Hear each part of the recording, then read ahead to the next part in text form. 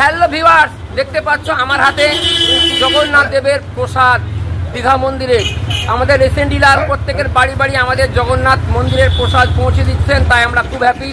আমরা ভাবিনি যে আজকে এই মহাপ্রসাদটা কিন্তু আমরা পাবো। আমি কিন্তু হাতে পেয়েছি, তোমাদের ভিডিওর মধ্যে তুলে ধরবো যে প্রসাদের মধ্যে কী কী দেওয়া আছে এবং কাদের বাড়ি বাড়ি প্রসাদ পৌঁছেছে। এই ভিডিওতে তোমরা অবশ্যই কমেন্ট করো। এটা আমাদের রেসেন্ট ডিলার। তো দাদা কিছু বলবে তোমাদের মধ্যে, দাদা কিছু বলো।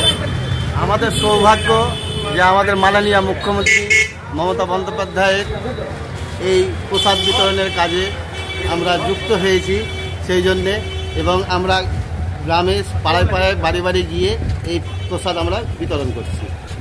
তো খুব ভালো লাগছে। তো বন্ধুরা, কারা কারা তোমরা প্রসাদ পেয়েছো অবশ্যই তোমরা এই ভিডিওতে কমেন্ট করো। আর এই প্রসাদের মধ্যে কি কি আছে তোমাদের আমি দেখাবো।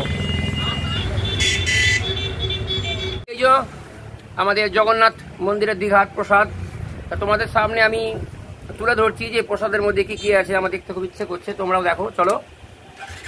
তো এই যে প্যাকিং বলছি,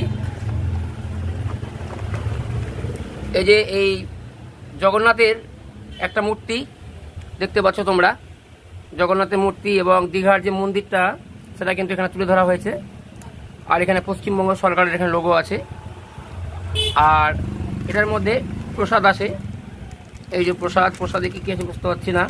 প্রসাদের মধ্যে একটা আছে প্যারা আর একটা আছে গজা। তো জয় জগন্নাথ।